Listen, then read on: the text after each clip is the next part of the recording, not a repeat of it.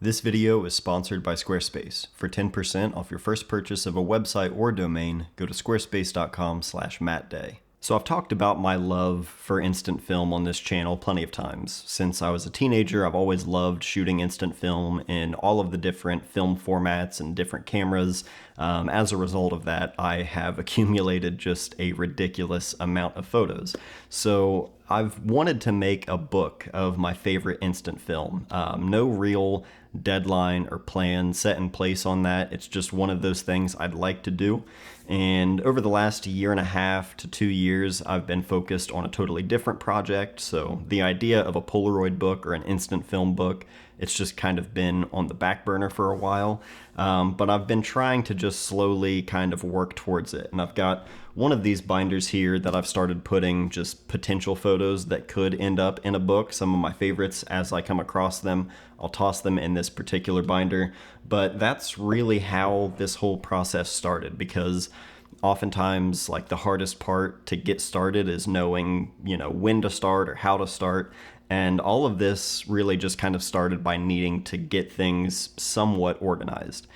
Instant film, especially, like if I'm out shooting for a whole day and I've got a pocket full of Polaroids at the end of the day, they'll get, left on my desk for a couple weeks, and then they might get shuffled into a drawer or a shoebox.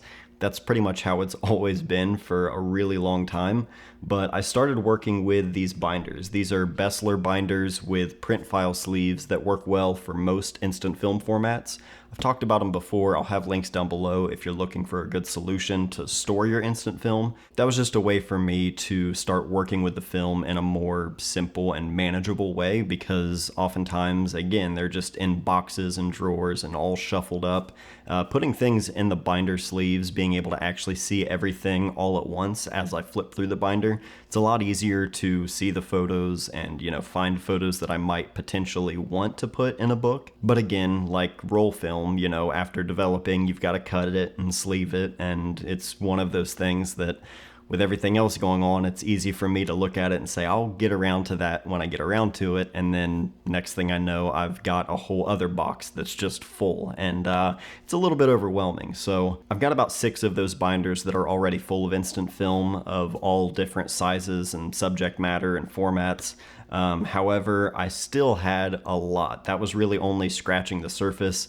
I've got this old Kodak cooler that I've had for a long time, and for the last couple of years, that's been my storage for my instant film. Everything that hadn't been properly sleeved and archived yet to anything new that I've shot over the last year. So my friend William Vanderbeek was in town earlier this year, and he was sorting through everything, or not really sorting it, but just flipping through all the Polaroids, and was encouraging me, like, you need to carve out time to work on this book because you need to do something with this. You've got a lot of stuff here. A few months later, we're making a little bit of progress here, just little by little. Again, there's no deadline or like set plan for this in terms of making a book.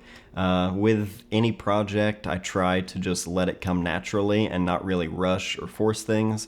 And this isn't something that's super crucial right now, but my OCD has been really hating the fact that I've just had everything in a pile inside of this big cooler. So rather than actually sorting and archiving everything into the sleeves like in real time as I'm sorting through it, that's a pretty slow and tedious process working with that, so I wanted to try and speed that process up a little bit. And I recently found these little plastic bins. It was like a set of maybe 3 or 4, and I bought a couple of them from TJ Maxx. They were, some just generic brand plastic containers. You could find this at pretty much a lot of different places, really. Not anywhere, but you can find it at a lot of different places. The Container Store, look online for, plastic containers or kitchen organizers, makeup organizers. I don't really know what the actual purpose for these were when they were made, but it's kind of the perfect size for instant film. So I've been working with these, and I basically just dumped out all of these Polaroids on the table and just started organizing things and sorting things by different subject matter or category. I've got a bin just specifically for family pictures. Obviously, I've got a lot of photos of my own family that I've used with instant film, portraits and people, friends, sort of the extended family, I guess, if you will. And then I've also got like the inanimate thing. It's all of the landscapes or architecture, random interesting light that I happen to find. It's just sort of a big random mix there. I've even got one for my failed 366 project where I didn't finish that. If you've been here long enough on the channel, you remember that. And now, kind of organizing things this way, I kind of feel like that's what I should have been doing with the binders from the start, because the idea with the binders was just put everything in the binders and then I'll sort it later. Now I kind of wish I would have just started this before I actually started sleeving things, because now I want to go through like all of those other 6 binders, take everything out and start sorting it properly, and then archive in the binders by category. That way it's a little bit easier to get at least closer to what it is I'm looking for. Because if I happen to think of a photo that I really want to find, in those binders at least, it's just all a big mix in all of those. So probably going to have to start that all over, but it is what it is. With instant film being sort of a constant in my life for so long and using it for anything and everything, it's like there's just such a wide variety of subject matter all within this same kind of category. So it's been a lot of fun to kind of go through, and I thought it would be fun to share a little bit of the thoughts and photos on all of this as I'm in the process of it. To no surprise, the bin full of my own family pictures, it heavily outweighs all of the other categories as I was sorting. I'm constantly using instant film with my own family, and as the kids get older and as they grow, there's just something about these physical prints like aging over time as the kids are also aging. As a matter of fact, Nora just turned 8 earlier this month and Forrest turned 1. Elliot will be 7 later this year. Time is not real. I don't understand. And I've used a lot of different kinds of instant film and different formats on my own family, especially since starting this channel. There have been a lot of different instant film cameras that have come out, and just other cameras that I didn't use in the past that I wanted to try out and share here on the channel. So as a result, there are lots of just sort of like test photos that I would take with different formats and different cameras, and naturally it would be my own family. They would be the test subjects. So there's lots of photos of Molly, our dogs, and then of course our 3 kids. And while I prefer the traditional Polaroid like 600, the integral film, I prefer that Polaroid frame and aspect ratio, probably just for its own, characteristics of the film, and also that classic frame. I'm a sucker for it. But I think that Instax film is probably like the most well suited for the family pictures. The Instax cameras themselves are usually, for the most part, just pretty simple, kind of point and shoot style. You've got a few outliers in there that give you a little bit more, customization and a little bit more room to control the actual photo. But for the most part, it's a lot of point and shoot cameras with a flash built in, and they're really just pretty reliable and consistent, especially the film itself. I've rarely had times where Instax film didn't turn out how I thought it was going to, or having issues with the film in general.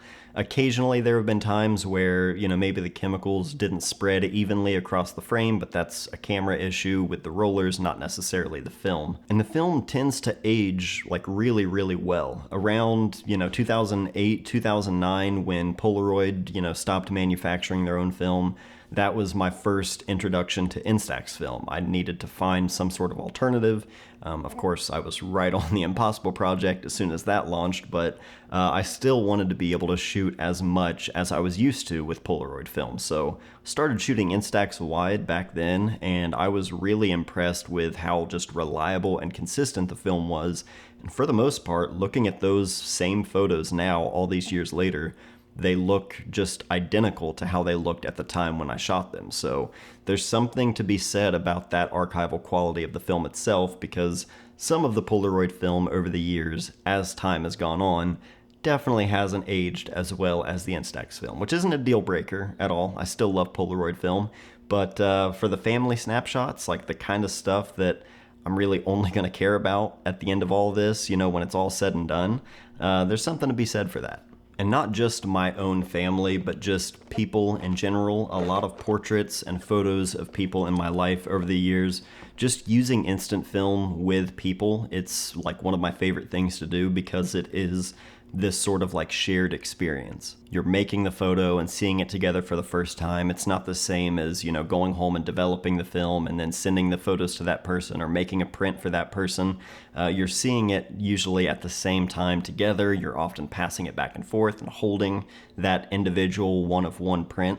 and it's just a fun, sort of intimate kind of exchange. That's what prompted me to use the physical moments on Instagram. I made a little like second account just to share instant film on Instagram at physical moments, which I haven't touched in a long time. I'm not good at using really any social media these days. I just kind of can't be bothered with it. However, that's probably going to be what I would call the book if and when that happens. At least I think so.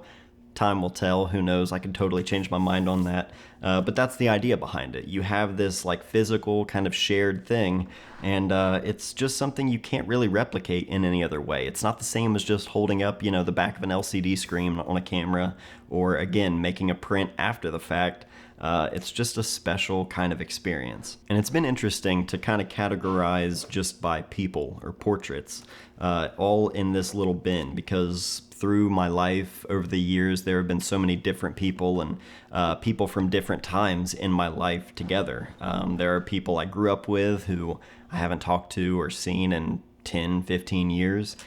People I met through skateboarding, people I met through photographing bands and going on tours, to even just people I've only recently met, all in this little bin together. Like in the same bin, I've got a portrait of my high school English teacher, and then in that same bin, I've got Polaroids of Killer Mike from Run the Jewels. I actually don't know if I've talked about that here on the channel since it happened, oddly enough, but earlier this year I drove up to Cleveland to help out our friend George. Him and Elliot, they were doing a music video shoot for Danger Mouse, and Run the Jewels are featured on that song, and they were on tour in Cleveland when they were going to do the shoot. So while they were on tour in Cleveland, that's where they were shooting. I drove up there to kind of help out with lighting and just general help on set. And while I was there, I shot a couple Polaroids of Killer Mike. I'm a huge Run the Jewels fan, so it was awesome to just be there in general, but also get a couple Polaroids of Killer Mike as well.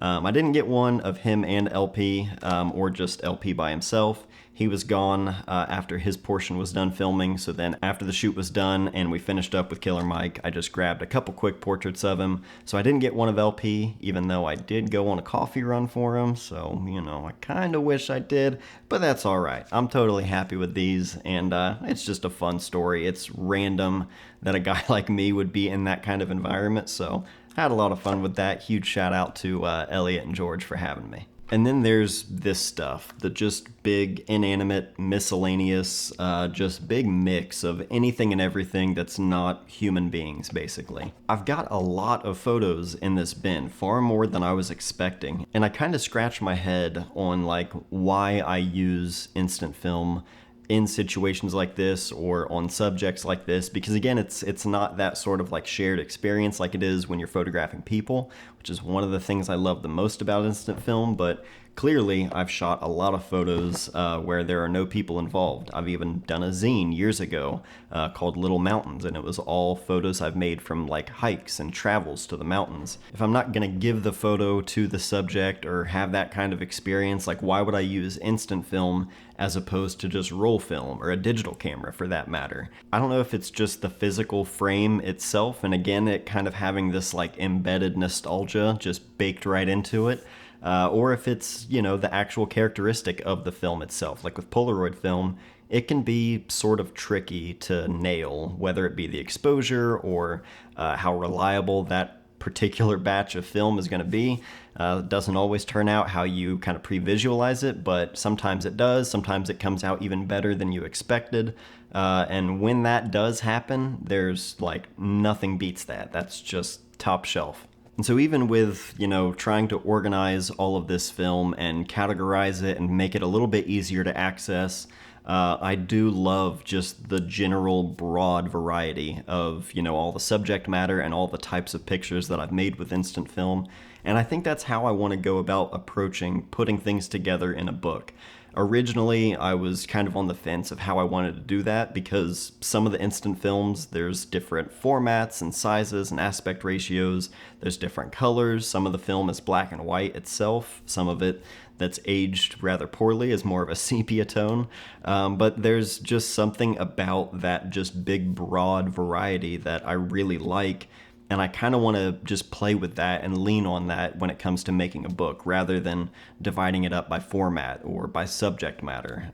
This is definitely going to be helpful when it comes to actually looking through the pictures and finding what I want to share. But I think when it comes to the book, I really want to play with this sort of like scrapbook kind of feel to it. And still, again, just full of ideas on that and nowhere near actually making progress towards putting a book together. But this is just kind of where my head's at. So I thought it would be fun to share a little bit of that with you all. And I hope you enjoyed this one and got to see a little bit of these like quick little moments throughout my life. I'm also going to be throwing some of these up on my website because I like the idea of being able to let go of these things. I don't have copies of any of these photos here, so I like the idea of putting Polaroids out there that are just one of one. I can't replicate them, and they can go live with you, and you can keep them in your own, shoebox or put them in a frame. Do whatever you want to do with them. But I thought it'd be fun to share some of those. So those are going to go up on my website. If you're interested in purchasing any of these Polaroids, you can do so at mattdayphoto.com, which was made with today's sponsor, Squarespace.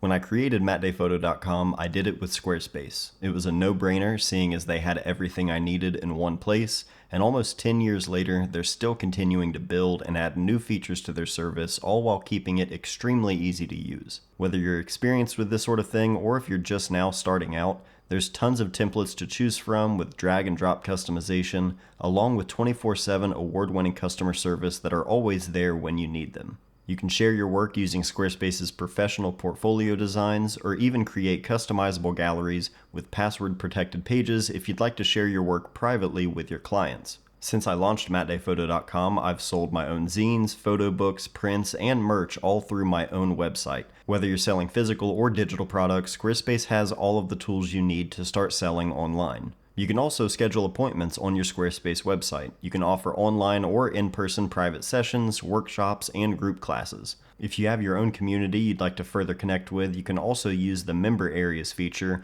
where you can monetize your content by selling membership access to exclusive sections of your website. It's never been easier to build your own website, and you can start a free trial at squarespace.com and check it out for yourself. When you're ready to launch, go to squarespace.com/mattday. That'll save you 10% off your first purchase of a website or domain. That'll do it for this video. Thank you all for joining me for this one. I hope you enjoyed this video as I just kind of reflect a little bit on all of these pictures that I've made over the years and what I'm supposed to do with them. Let me know how you sort and organize your Polaroids, if you do at all. Do you just embrace the chaos and keep everything in scattered boxes everywhere?